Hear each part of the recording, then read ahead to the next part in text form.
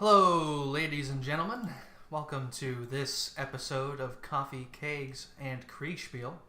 It is June 5th, 2022, and I am so excited to be here. Marshall was initially not able to make it today, but then when he realized that he was going to be able to make it, decided to let me keep it anyway. He asked me to fill in for him. So, today I want to talk about something that I believe has been discussed in some detail here before, but I wanted to give my take on it. And that is the question of so many people in the IKS, right? You know, they come in, see the awesome games that the umpires are hosting, and say, you know, I want to run one of those myself. But of course, there's a lot of learning that you have to do in order to run a Kriegsspiel, not just like in terms of, trying to learn the jargon and you've got to learn the system. No, it's just there's a lot of technical elements to actually running a successful game, whether it be big or small. And so for most people, you're going to want to pick a scenario, create the module of your own choosing, right? You're going to want to figure out how you're going to make your own pieces, and then organize the game yourself, right? And so I'm going to walk through the ideation of a Kriegsspiel, making the module, and that includes finding the maps and making the pieces, and then organizing the game. So, how to recruit, how to set deadlines for planning, and how to go about actually running the actual game. So, without any further ado, I just have this module up here. This is the Antietam module. You may recognize it from some of those Antietam streams. And this was a module that I was working on for a while. I made the Confederate pieces, and then I actually not contracted, I wasn't paying anybody, but the Union pieces were done by a player named Amelia. And so she very kindly made all of the Union pieces, and they look even prettier than my Confederate pieces, if I'm going to be honest. But yeah, so this is what, this is the goal to strive for with your module. But let's see how it goes from blank canvas to module. So if I quickly go ahead and go to my other monitor here. Yes, okay. So this is Google. Let's look up, Battle of Antietam, right? So we're in the ideation phase now. So you may have a battle that you want to do yourself or something like that. Now, if you're settled on a battle, let's just use the Battle of Antietam as an example for what we want here. Once we know our battle, if we're choosing a historical scenario. If you're doing a fictional scenario, then the ideation phase, I'll describe some of that as well. But for a historical battle, you pick your battle, and then what you want to do is search up for the order of battle. And for Civil War battles, Wikipedia is usually a pretty good source for orders of battle. They usually have a lot of info. If I look here, this is the Union Order of Battle from Antietam. It's all available online.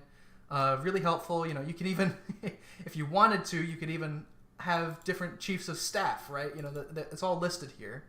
And then, of course, you've got all of the corps, the divisions, and the brigades. And if you're so inclined, if you want to get to that, level, yes, all of the different regiments are there.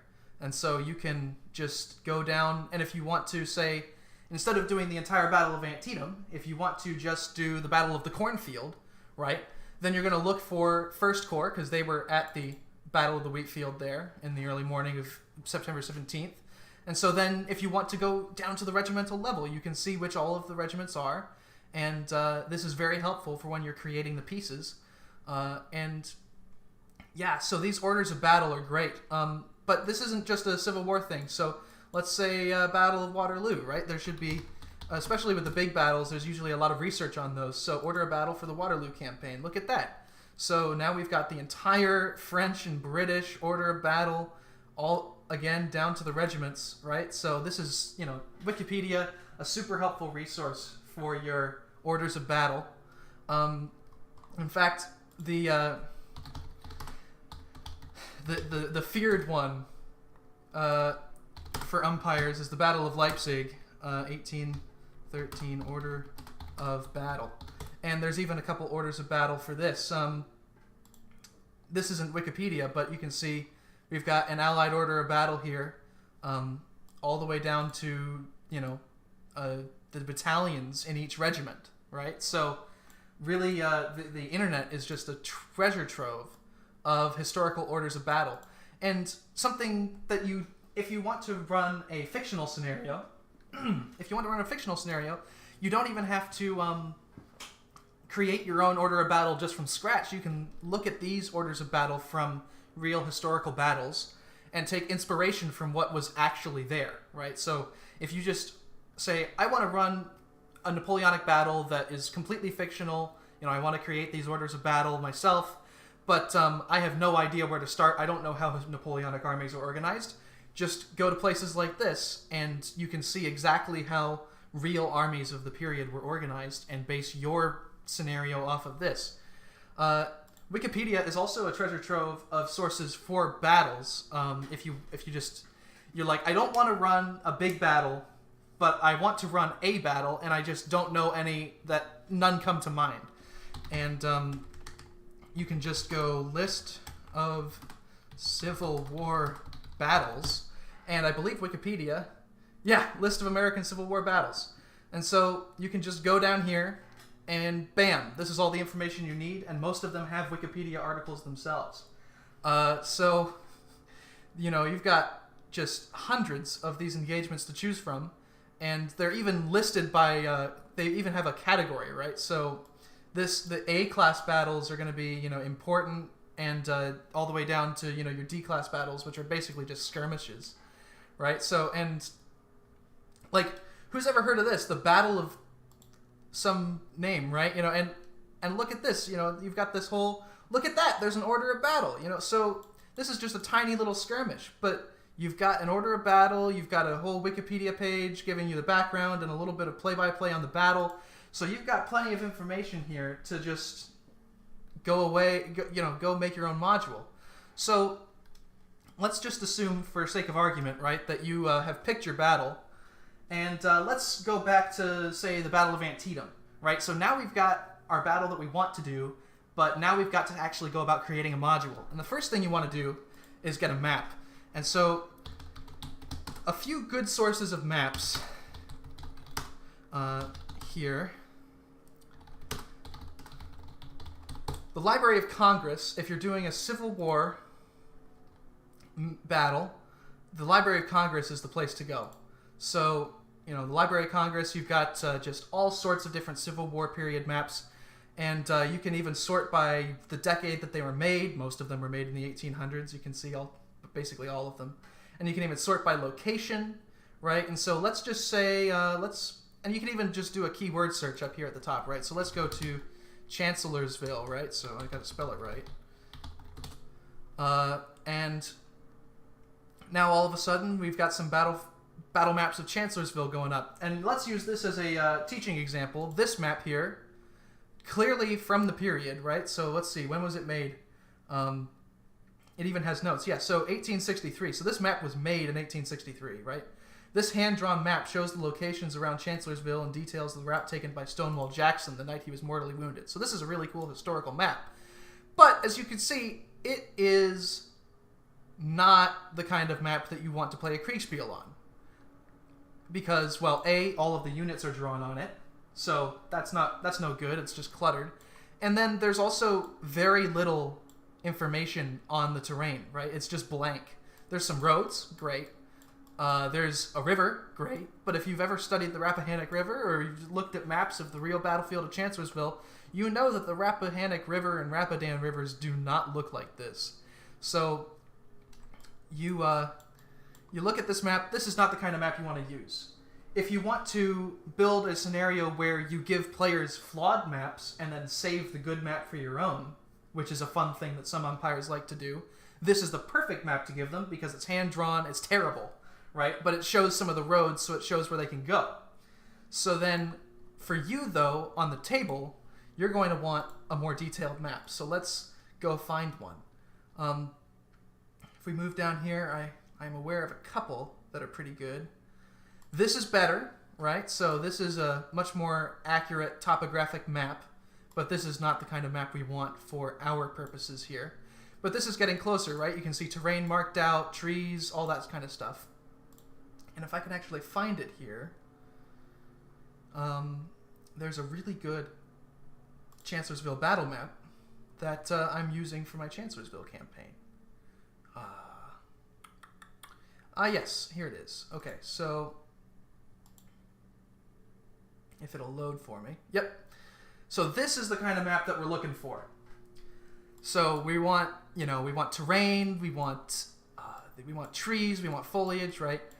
We want, even if it's got all the roads named, right? The Orange Turnpike, Orange Turnpike, and Chancellorsville, right? So places, all of the farms are labeled, so you can have players give you orders of, like, I want to go to this place, so landmarks are good to have named, that kind of thing. And you can see that it's actually accurate, right? This is what it actually would look like. And so that's the kind of thing that you want to find. So now that we've got a map, we've got to make the pieces. So for that, we go to Photoshop. Or at least I use Photoshop. GIMP is free, and it's almost as good. But I just happen to have Adobe for other reasons. I use Audition and Premiere Pro for or for audio and video production. So, but I've got the whole suite, so I've got Photoshop as well. And so these are the kind of pieces that I like to make. What you want on your pieces is the minimum amount of information for people to know what it is and what it can do. So, it's marked as an infantry piece, right? The NATO symbol for infantry is just this X through the middle of the piece, right? So that's easy. It's infantry. And then you've got a minimum amount of text that's big enough for you to see when you put it on the module. So I usually like to put the corps on the top right, the division it's part of in the top left, and then the actual brigade it's a part of in the bottom. And then in terms of the Confederate pieces, I like to put the state flag of the predominant amount of people in that that brigade. So I put the state flag, and with Photoshop, it's really easy if you can bring in these. Basically, you've got this layer, and now it all looks really ugly. But essentially, you can put all of these state flags into the piece, and you can just switch them out by layer. And so it's really easy if you want to do that. And so basically all you have to do is, if you want this Klingman's Brigade here, you have to just change the text, right? So just blah, blah, blah, blah, right? That's not what we want to do. But change the text is really easy. If I want to say do Lou Armistead's Brigade, so Armistead's Brigade. That was part of Pickett's division, right? And it was part of Longstreet's Corps. But of course, it was part of the Army of Northern Virginia. And so I'm going to change this national flag from 63 over to the Army of Northern Virginia battle flag, make it look really cool and pretty. And, that's how we go, right? For the Union, for Civil War scenarios, I like to put the Corps banner on it. So you can see we've got the 18th Corps here. We're going to change that to, let's just say, the 10th Corps. And we'll select the 1st Division of the 10th Corps, and we'll roll with the 5th Brigade. And so we have the 35-star flag here because in 1864, when this corps was in action in the battle that I want to simulate here, it had 35 stars because West Virginia was admitted as a state. So even you got to do some research for that. I mean, you don't have to go all out. You can just pick an American flag and it'll look pretty much the same. But you can see the difference between the 34 and 35-star flags. So if somebody is really going to be that picky about it, you can do that. So 1st Division of the 10th Corps, here's the flag for that. So all of the Union Corps, right, in 1863 and onward had their own unique unit identifiers. So you want to go with those. And so it's just another visual cue as to what this unit is a part of. And so basically you just want the information that's needed for the player to see who it is, what it is, and what it's doing, basically, right? So that's why you have, it's clearly facing up, right? You've got the front of the piece there with the division and core and the flag in front of it, right? So you put the flag at the front because that's where it was. So, you know, that's just my general rule of thumb when I'm making pieces. World War II pieces, it's a little bit different. I like to put the actual unit class or unit size identifier, right? So NATO has those, you know, XX for division, XXX for core, 4Xs for army, right? You know, but then these lines for companies and even like dots for platoons and squads and fire teams, right? So I also pretty much the same kind of deal, right? You've got the big unit and then the subunit of that unit and then the actual name of the unit itself, that's the block. And so you can see which organizational elements it's a part of and then which part of that organization it is. And in terms of the flags, it's pretty much the same deal with World War II, especially for the U.S. All of these divisions have these unique symbols. So I've got the American flag here, but let's say I wanted to do the 1st Marine Division. There's that, or the 6th Marine Division, or the 27th Division, or the big red one, the 1st Infantry Division, or the 29th. So all sorts of different divisional insignias that you can use to make the pieces really cool. And so then you can just export these pieces and import them into the module. Let's say that I want to make a piece here. I'll just do this real quick. So I want to make the Able Company of the 116th Infantry Regiment. That's going to be 1st Battalion, right? So 116th Infantry Regiment, part of the 29th Infantry Division. And so let's put this into our Antietam module here. I'm going to quick export it as a PNG, 116A. That's what I'm going to call it. And then when we want to import that into TTS, what we're going to do is search for tile. And you can see here that this tile comes up. You just put it down, right click to get rid of the extras, and this custom tile menu comes up. You just browse your local files, find the PNG, upload it to the Steam cloud so that when you upload the module to the workshop, it'll be uploaded there as well. And then you can adjust the thickness if you want to. You can make it really chunky or really small. I usually make it really small. And then you import it. And it usually falls through the table, but then it comes back up. And now we've got our piece in the module. So that's pretty cool, isn't it? And that's what you got to do for every single one of these pieces. So in the case of these Confederate pieces, it's actually 3 different pieces together. So you got to import 1, 2, 3 pieces for this system. But the World War II system, you only need to import the 1. So that's pretty much how importing works. And so now you've got your orders of battle, you've got your map, and now you've imported all the pieces into the module. And so now you've got to organize a game. And this is probably the hardest part. Making pieces and finding the map is time consuming, but the hardest part, you know, people are annoying. Let's get that over with. Let's establish that real quick. People are annoying sometimes, and people don't necessarily want to do everything that you want them to do. And so wrangling together players for your game is usually the hardest part of actually running a Kriegsspiel. And so you have to. Oh wait, did I not? Let me hold up. You're still looking at I'm such a doofus. Can you see that now? Yes. Okay. All right. You didn't even see that. But I imported the piece. So let me do that again. So you get a custom tile, and then you pull up this menu, and then you import the piece. Steam Cloud, thickness. You want to usually put it around 15. Between 10 and 20 is usually where I go. So you import it, and there it is. Easy enough.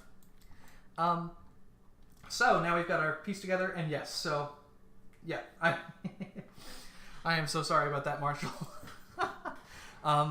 Anyway, so now we got to wrangle together the players, and so usually what I like to do, well, the IKS has a game recruitment channel.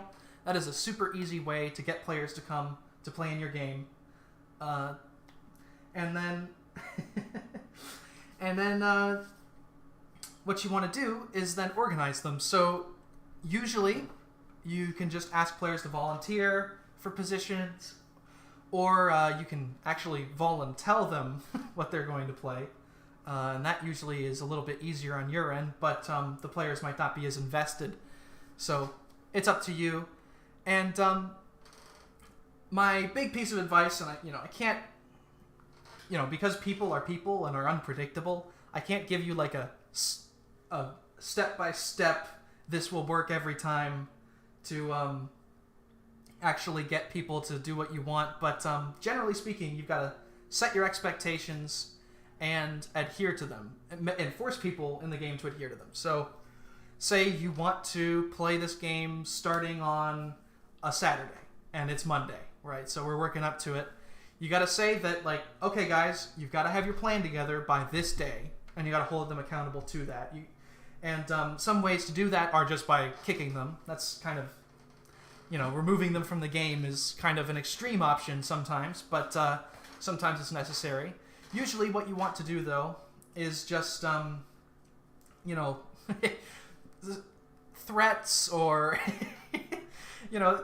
threats of stuff that could happen badly in the game, right? So a creative way to enforce these deadlines is if a planning deadline is not met, you actually have a consequence for that in the scenario. So I know that for the D-Day game I'm running, if the Allied players didn't meet their deadline, then the invasion would be postponed by a day, and the Germans would get information that the Allies were building up for an invasion of a certain spot. And so, it would incentivize players. I didn't tell them exactly what would happen, right? But it would incentivize players to get a move on and accomplish what they need to do in the appropriate amount of time. And then when you actually are running the game, for live games, this isn't as big of an issue. You can just go talk to them, right? But for play-by-post games where you're not all in the same Discord call all the time, then you set a deadline and then poke them a couple times.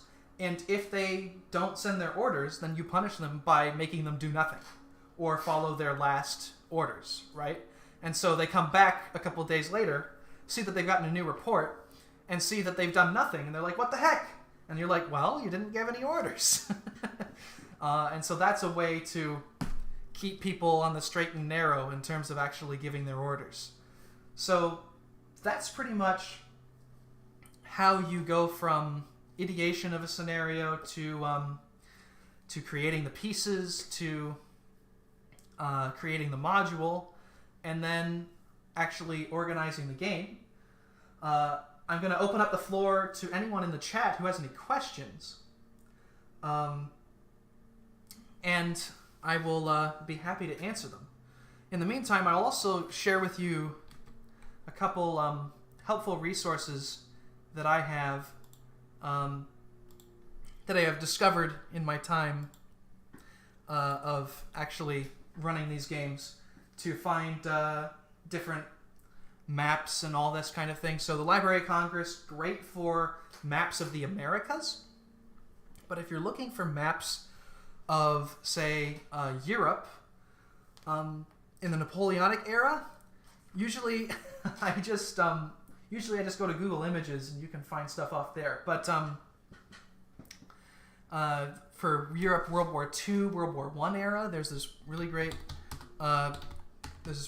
map collection, the Army Map Service map collection from the University of Texas Library, and it's got just all sorts of maps of all sorts of different scales that you can use for your World War scenarios. What kind of battles work best? Well, I think in my experience, battles, it depends on really what you want. If you want to run kind of an operational to tactical scenario, it really depends. But if you're just running a actual straight up fight, right? Meeting engagements tend to be kind of cookie cutter, easy enough to do, and there's plenty of ways that you can, heck, right? So if I found this map yesterday, if I can find it here. Belgium, yep, 1 to 50,000.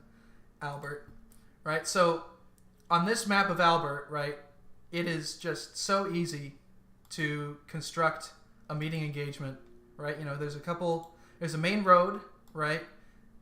There's a couple roads coming in, and they all intersect in Albert, right? This is just an intersection. And so this is a super easy cookie cutter scenario. You can just have players coming in from different sides of the map and meet and start fighting.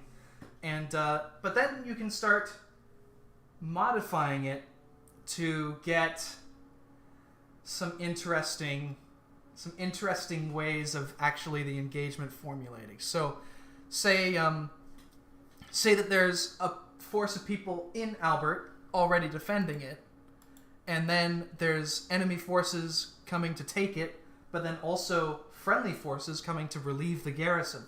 And so you can do all sorts of stuff, or you can have a city under siege and have people coming to try and break the siege.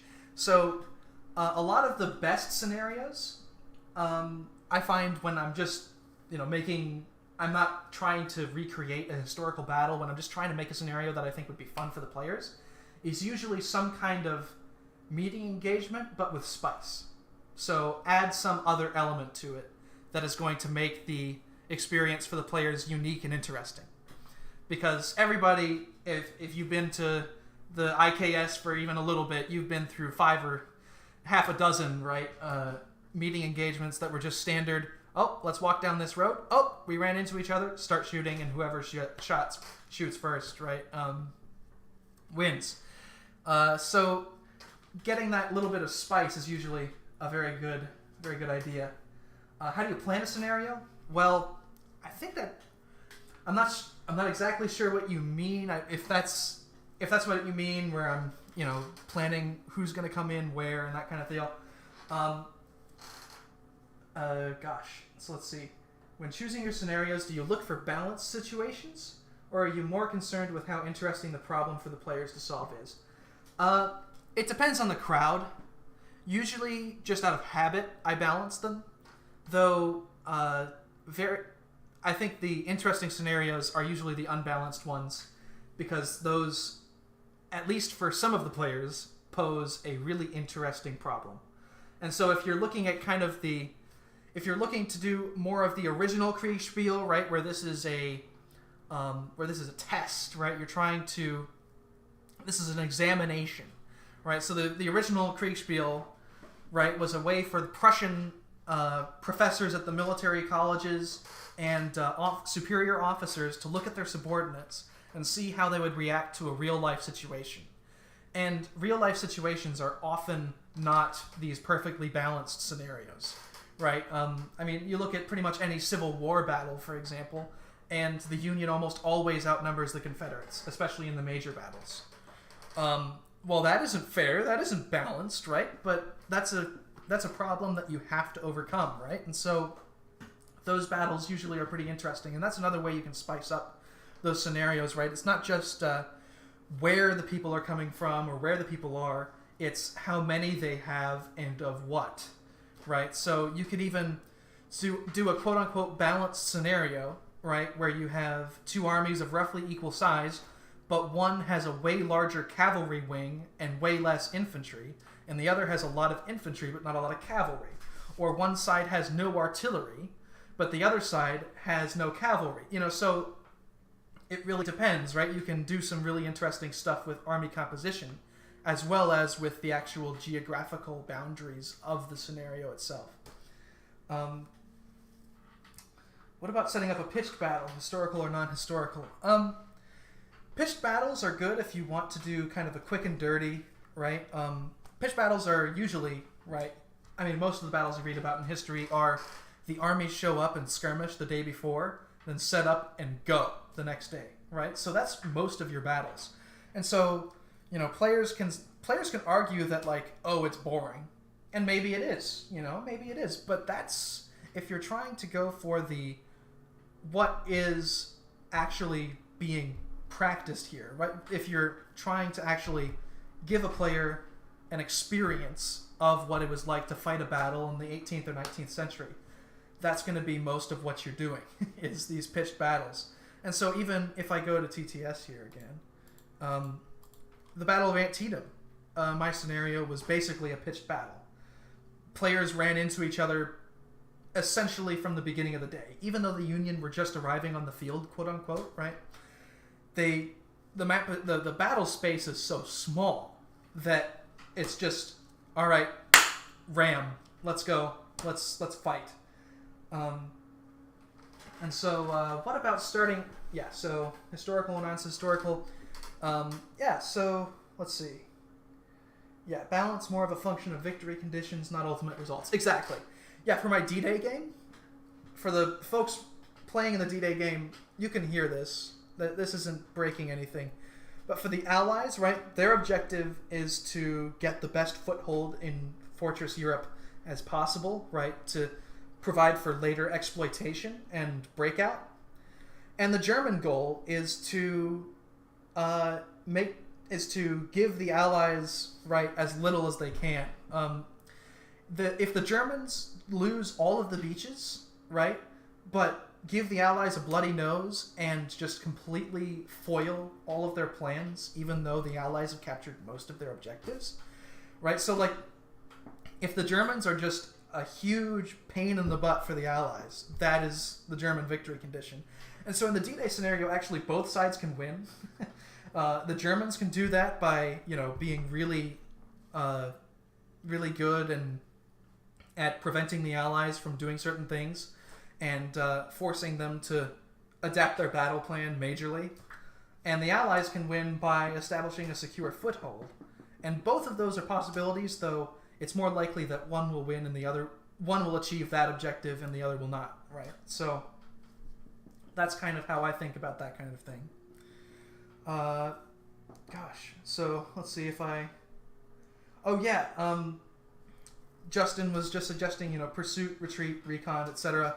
Yeah, so those are all, right, so you can have a rear guard action. I remember fighting, there was one open Saturday where it was a pursuit action, and the enemy was fighting a rear guard, a battle for the rear guard, and they were trying to escape, and that was a really interesting battle, right, because one side clearly has the advantage, but the goal is not to, it's not like the red team in that case was trying to win the day. They were just trying to escape. And so that was their win condition, was escape. Whereas our win condition was destruction. And so even though we had a clear advantage in firepower and in numbers, we lost that battle because red was able to provide enough time for their army to escape. And so that was a really interesting battle. And so those kinds of scenarios are really cool. So, if let's say you want to run the Battle of Bull Run, let's say Second Bull Run, right? Second Manassas.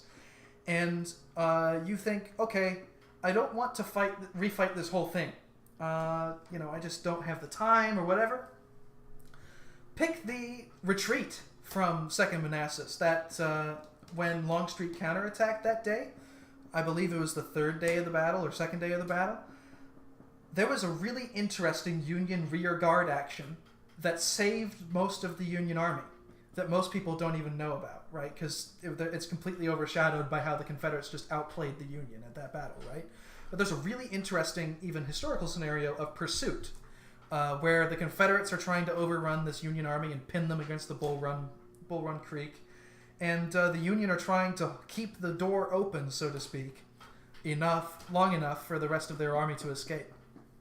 So situations like that, where it's completely unbalanced, but the victory conditions mitigate that, those are really fun scenarios to play and to run. And truer to real life, too. So that's pretty much my thoughts on it. If there are any other questions, I'd be happy to answer them. Let them ring out in the chat. We're approaching the end of the podcast. I'll share one more resource with you for World War II era maps. There's a lot more World War II era maps out there, just to be frank, than there are of pretty much any other conflict, I think. And that's for a bunch of reasons. But let's see. McMaster University Map Collection. Yep, that's the one. McMaster University Digital Archive. Yep. And so they've got all sorts of different maps from all sorts of different periods, actually. American Revolution, they got a couple maps of those. You know, not the greatest maps, right? But they work, you know. Let me switch it from TTS to my screen again. But yeah, so here we are at the McMaster map collection, you know. So, interesting maps. They've even got Boer War maps. Let's take a look at those. I found some Boer War maps myself on another website the other day. And the Boer War could be a really interesting operational game to run. You know, so just think outside of the box. You know, you don't also... That's another thing that I haven't mentioned, is you don't have to do just purely tactical scenarios. You can do operational, strategic. I've even got... I've even kind of thought out a way to run the entirety of World War II at a strategic scale, right? I've got a map of the world from like 1937, and you know, people can move around different units to different areas on it, right? So, you know, you got to just think of what will make that game interesting, and usually it's the problem, right? So, if you the Kriegsspiel games are not necessarily competitive, right? They're not competitive on a side-by-side basis, right? So it's competitive on an individual level, right? The winners of Kriegsspiel are the players who made the right decisions most of the time. And so you can have winners and losers on both sides of a team, or on both sides of a game, right? So that's the kind of thing that you got to think about. So think about what kind of problems are interesting. Think about what your own capabilities are, right? Know the enemy and know yourself, as Sun Tzu said, right? So you got to think about those things. And hopefully, with those... should I run the Schlieffen plan? Oh man, that would be an interesting Kriegsspiel for sure. But hopefully with some of these tips and tricks, I know that I didn't get into a lot of the technical stuff that maybe would help people, but, you know, feel free to hit me up outside of the podcast and ask questions about Photoshop or GIMP or whatever. But yeah, so again, keep it interesting, keep it within your limits, and make sure to let the players know of what your expectations are for them. Those are my 3 kind of major rules. So anyways, I hope you have a wonderful Sunday, and we'll be back to your regularly scheduled programming next week with Marshall on the end of the